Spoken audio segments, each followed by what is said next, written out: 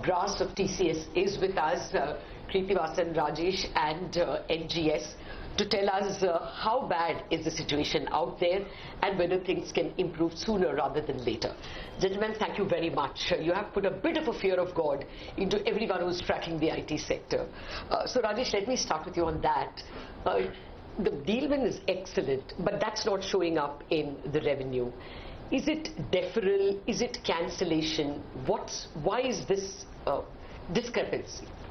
I like the way you started it. I mean, why is it so bad? It is not that bad. So we are still about 100 million. These are the expectations. Yeah, exactly. So on an actual sequential basis, we have more than $100 million Yes. in revenue growth, which is the size of a small company. And what we are talking about is what is the visibility.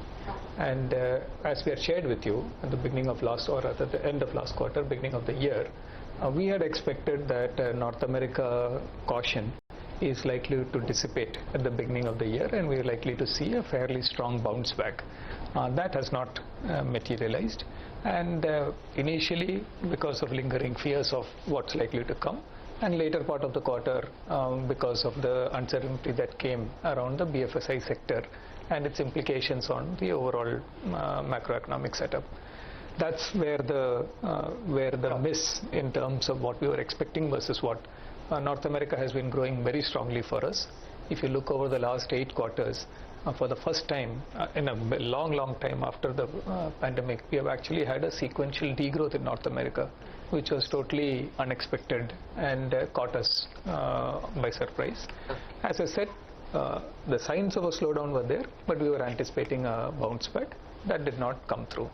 Now, what does that imply? I think the deal win actually is an indication of the underlying demand for the transformation agenda, for the technology agenda. It's also a ratification of the relevance of what we are offering, our services, our ability to engage with customers and with the market. And that gives us confidence in the overall trajectory of what we have been talking about from a medium-term demand side.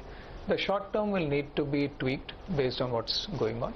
And our approach to it is to stay agile, stay close to the customers, and we'll deal it on a kind of a week-to-week, month-to-month basis till some clarity comes around as to what to expect.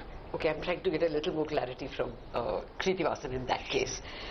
Kriti, the problem seems to be in BFSI because of the problem in the US regional banks. Now, the worry is, can it get worse before it gets better? What is your total exposure to regional banks and to bank like UBS and Credit Suisse at all? Our exposure to US regional banks is very immaterial. Like in our overall scheme of things. I would say on a revenue basis it could be less than about 3% of our revenue. It's very immaterial. We want just 3% among banking alone, right? So no danger of things getting worse before they get better? Like another quarter of lower earnings before, or another couple of quarters? I don't want to give any guidance on immediate quarters. But if you, this is my personal view, like overall, I'm sure the government, US government also would be concerned about the banking sector, and they would come in, like they came in to support SCB a little later. But I'm sure there is a general confidence among the public. The government will not allow any more bank to fail. And so in that respect, we don't expect any failure. But like Rajesh said, the uncertainty is still lingering and it will be there for some time. So customers are likely to prioritize certain kind of projects over others, like cost cutting projects or defer, not cancel. Defer, right? That's what I said, prioritization. Like our thesis is like technology spend is quite resilient and customers need that to remain competitive in the marketplace. So they cannot say that I will not do these kind of projects. They have to do those projects. They may defer it. Rajesh, you said the degrowth in North America took you by surprise. What was the growth that you were anticipating this quarter at the beginning of the quarter? So personally, I wanted to do 28 billion for the year. So that's another about 78 billion. But approximately, right? But jokes aside, that would also bring it approximately. So we were thinking that the quarter should come in at somewhere in the 1.5 to 2% range. Okay. That would have also met the other side of it. It has come in at 0.6. So that's the extent of the miss. And almost entirely I would say that I would think North America is where the shift is. So that's pretty much the story of the quarter. NGS discretionary projects have been put on hold. Across which sectors? In BFSI, Kriti, please add to that. In BFSI, which pockets? And was there a spillover into other verticals as well, where discretionary projects were on hold? There have been spillover into a few other verticals. I think largely in the manufacturing and auto sectors. Banking, financial services is one, we have seen some caution in terms of saying that let's spend wisely, right? There are something going on. Let's take a step back. Let's not cancel anything big, right? But then let's spend wisely, see how we want to manage the budget for the year moving forward, right? But at least the customers whom we spoke to, we haven't spoken to all of them, but a few of them whom we have spoken, they said, look, budgets are largely intact, they're all signed off, right? But then, we will spend wisely and we will be cautious for, let's say, a few weeks and then take a call on what we will do, what we will accelerate, what we will probably retard a bit. Right. Okay, if that is the case, and which is the theme I'm getting from all of you, there should be some pent-up execution that will come in FY24, since you are all talking about deferrals and thinking. Should we expect an extraordinary effort or extraordinary showing financially in some quarter this year? I said that yesterday also in the press conference, that US reacts fast. So it reacts fast on the downside, and it will react fast on the upside also. So if this current uncertainty goes away, it will be reasonable to expect a significant pop at the later part of the year. But we need to see how this develops. And again, as I said, we have stayed away from predictions from economists, etc. and all. And you are much more knowledgeable about it. Don't pull my leg. So, but what will happen as the rate cycle increases? How will this transmit through the system? All of that has to be seen. I think the most important part is you look at the business per se. This growth is what is the uncertain area. But from our own operational stance, this is not something that is significantly worrying. So we need to do some repair work in US in our overall delivery structure, and this is a good time for us to execute on that.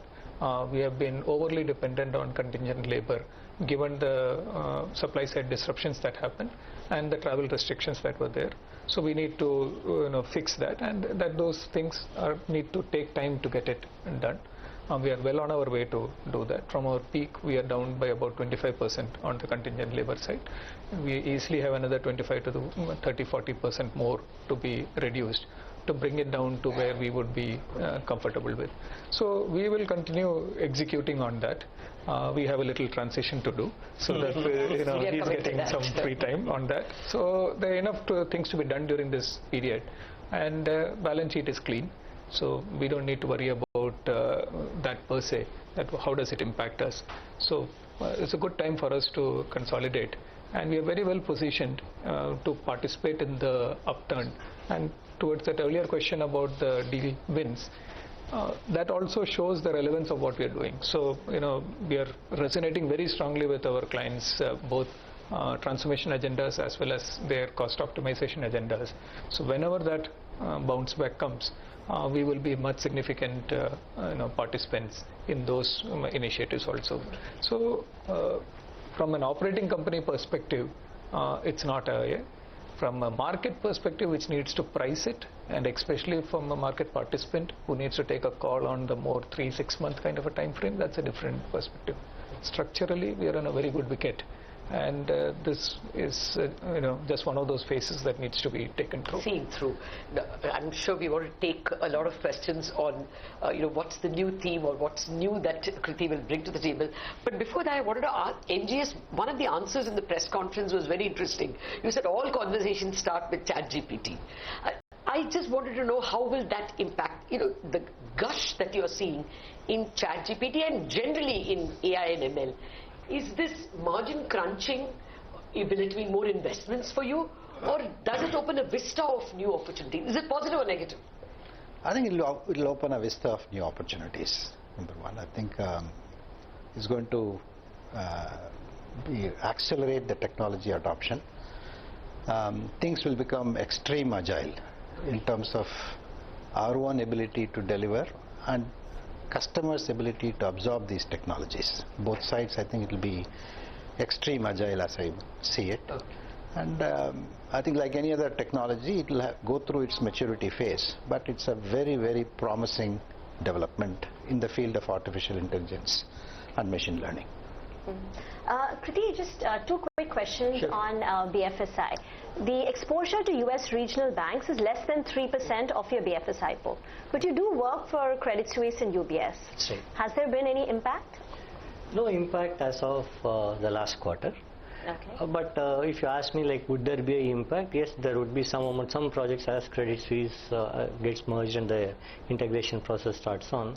Some of the discretionary work they are doing, they may defer or they may rethink on whether the discretionary work is any more valid, right? Like is required. So that could be cancellations. There could be some cancellation of discretionary work, but I see it's very easy to assume there would How be some. big is CS and UBS?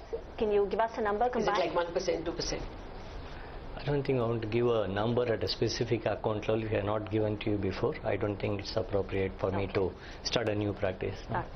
And just to understand how widespread the problem in BFSI is, what percentage of your clients, would you say a majority of your BFSI clients have put their discretionary projects on hold, or is it less than that? Any range? See, it's not that all discretionary projects are put on hold. Okay, like those projects where they think the ROI is going to take long. Yes. Okay, those projects get put on hold. But if somebody would you call cloud a discretionary project or a non-discretionary project? Like we keep signing cloud deals even now, and cloud deals keep going on. So there are each banks or institutions, individual situations vary. It depends on where they think there is an immediate opportunity. And So just to spin it in another way, how many BFSI clients have put projects on hold then? How many clients? there would be a significant number of them, but it's not that, again, I just want to I want to ensure the message is right. It's not all projects get on hold. Every client, there will be few projects they may want to defer here and there. So it's not that it's a widespread contagion that we are looking at. It is, there are cancellations across the board. I'm sorry, I will correct myself. There are deferrals across the board. Okay, now, Rajesh, one of the factors that you all mentioned in your press conference is that the offshore labor was expensive. And it is, I mean, one can see even from the unemployment numbers in the US, there are 2 jobs for every 1 person. Here, attrition is going down in India. If one assumes that because of the rate hikes, the job scene in the US gets a little easier, the wage inflation recedes. It has to. That's the way the policy is headed. And attrition is down here. Is your dream margin within reach? I mean, you missed that 25% exit this time, but is it round the corner? So there are enough tailwinds, what you said, both on offshore as well as on-site. There are good tailwinds. There are headwinds also. From a headwind perspective, return to normalization, we are still running at less than half of our typical travel cost. We do hope that it will not go back to its peak from a percentage of revenue perspective, but it will increase. Other elements of our capacity also, we need to see how the return to office environment plays out. So there are headwinds, but there are tailwinds also, which gives us confidence that the margin trajectory should definitely be positive. Now, what is that number? That is in good hands now, so you can grill him. So, is the delta immediately up? Is 24.5 the bottom? For the reasons I'm saying, or even see, like Rajesh mentioned, we have good tailwind. Like as attrition goes down, in fact, yesterday, Samir was explaining, like he was talking about. If you can call it a cost of attrition, he was putting about, about 140 bips or something. So that's a tailwind available to us. It's not that attrition is going to come down to the previous level immediately. Over a period of time it comes, so the tailwind is available to us. And we need to control the headwinds in terms of additional costs. Then if you ask me, I won't say it's immediately possible, but it's definitely we can have a shot at it. Okay. Well, I must ask you this before they tell us that our time is up. what are you going to do new? I'm not going to anything new. See, all of us have been here for, in TCS, if somebody is 20 years, we call them a new kid in the block, right? So all of us have been here for so long, and whatever we've been doing it together. So it doesn't mean, so just because there's a CEO change, as I was explained before, it need not mean there's a strategy or structure change. We'll go through things like whatever is required, we will do. I don't expect anything new. When are you appointing the new BFSI head? Due course of time. We'll, But if he's not doing anything new, if it's going to be business as usual, why are you going at all, Rajesh? is he going because he just wants to do something new, or? No, I mean, if no change was merited, then why call it It's a wide world. Let's look outside of it. Okay. NGS, can you talk a bit about this order book? The question is, if your order book is so strong, $10 billion in Q4, $34 billion for the year gone by, shouldn't you set you up for good growth next year? Absolutely. But yet, it should, but yet there is so much uncertainty. No, it's a question of, executing well on that. And second thing is that what makes us feel confident is the fact that it's not lumpy deals that constitute this $10 billion. It's a very, very homogeneous and heterogeneous the way they look at it across geographies, across verticals, and in the range of 50 to 100 million, right, kind of deals, right? Large number of them, right? In Europe especially, I think we have closed the number of deals, and the total value of the deals that we have closed in this quarter is more than what we closed actually in the previous 3 quarters, right? So which means that, look, Europe, as we called out last quarter, I think some green shoots are emerging, and I think that's shaping up, right?